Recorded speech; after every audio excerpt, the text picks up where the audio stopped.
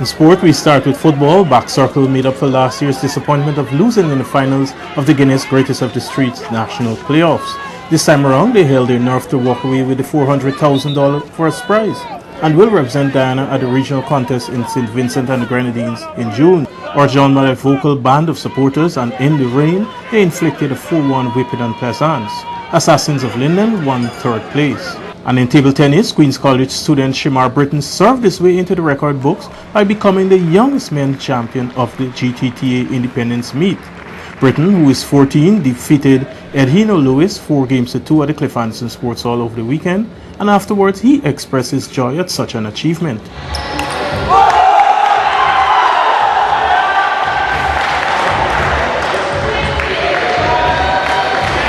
It was very challenging because, the senior player and very good. But my coach just told me I had nothing to lose and just play my tennis. So I prepared. Yes. I had the 21 finals against probably the best female in Guyana, Chelsea Edgel, and I had my whole club mates came on Caribbean, and I had a couple of challenging matches in the group, but it all was worth it. Britton's mom was equally ecstatic, and she called for more support for young sportsmen and women. I feel so happy, so proud as a mother at the age of 14 and making history in Guyana.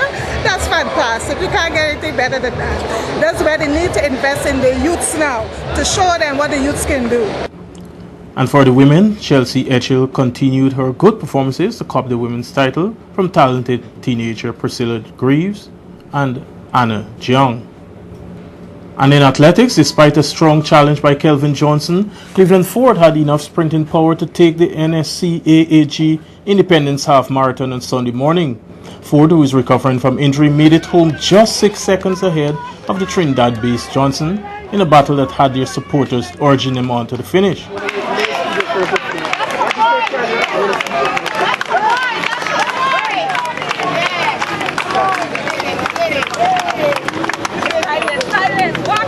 It was a good race. A little bit more tough than I expected, but the weather condition was good.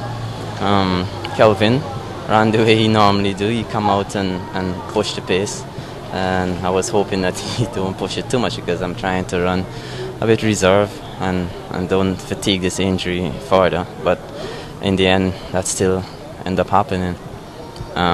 So now my focus is to make sure that I'm healed properly before I go again. United States-based Yulene Josiah Tanner continued her dominance in the distance event to capture the women's title. Ashanti Scott of the GDF came second. Capital News spoke with the winners afterwards. My race for today, it was okay. It was cool, comfortable. I just decided to make the race, turn the race into like a easy long run, easy Sunday morning run, because there was no competition there for me. So I just ran easy, no competition. I was hoping that I would have had some sort of competition, but that didn't happen.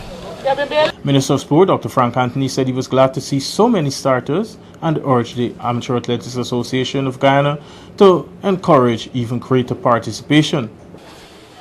Let me congratulate all of you for participating. I understand there were record numbers of persons who started the race and quite a lot of persons finished the race. So give yourselves a big round of applause for this. His challenge was accepted by Vice President of the AAG, Gavin Hope. Over 100 runners faced the starter on Sunday morning at Paradise on the east coast of Demerara.